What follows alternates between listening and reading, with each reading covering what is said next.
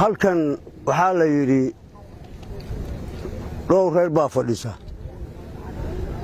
waxaan rabaa Soomaaliya galabta inaan masjid u diro Soomaaliya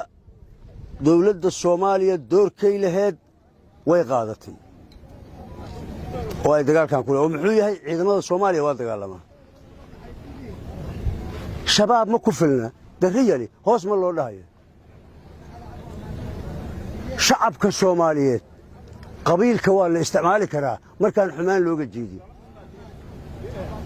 shacabka Soomaaliyeed inuu shabaab la dagaalamo iska kiciyaa loo baahan yahay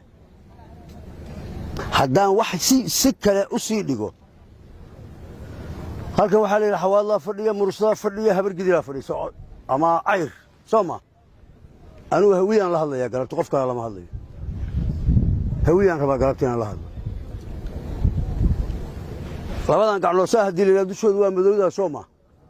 sidan haddii la yidhaahdana oo caddah ama laba isteed iraahda ama labo hawiyo dhahaye gobolladan in laga saaraan rabaa shabaab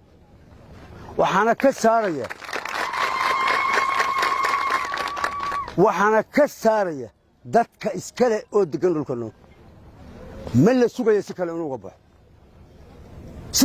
uga baxo ma la sugayo qolada ku riyoonaysa dawlad Soomaaliyeed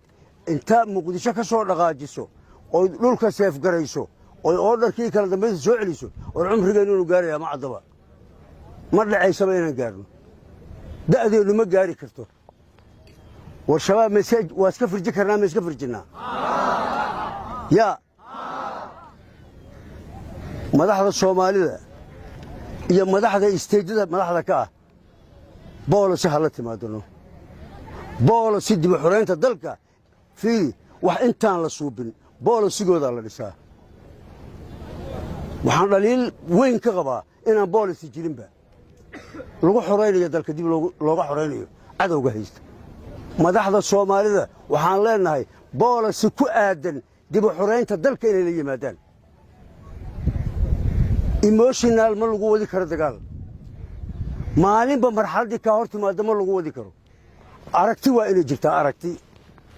aragti waa inay jirtaa boolisigu wuxuu keenayaa imkaaniyaadkii maxay ool ayuu keenayaa mar labaad waxaan carabkayga ku adkayna dadka deegaankan degan oo goboladan degan reerka hadda aan la hadlay jaalahawiye waxaan u baahanahay inuu qaato aragti ah shabaab in laga saaro dalka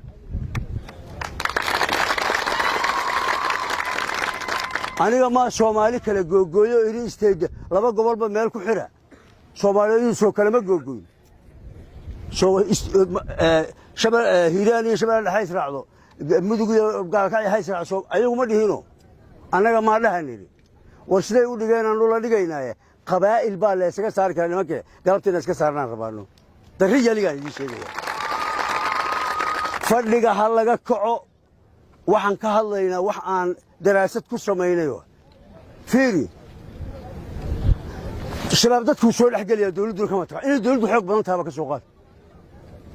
in dawladdii Soomaaliya 67 kii joogta inay noqotaba ka soo qaad sidii dhilqiyo dadku soo dhaxgaliya yaa ka yaqaana shacabku laakiin waa garanaya in hebel u garanaya Sooma ya war iska soo saara halala dagaalamo waxaan maqliyay xagana qol heblaaya gadaal u noqotay maya kuwa retreat gashtay maya xagana la istaagay maya masaajid algeeda la joogaa maya xagana loo laabtay maya sax maaha dagaalka inuu dhab noqdaa loo baahan yahay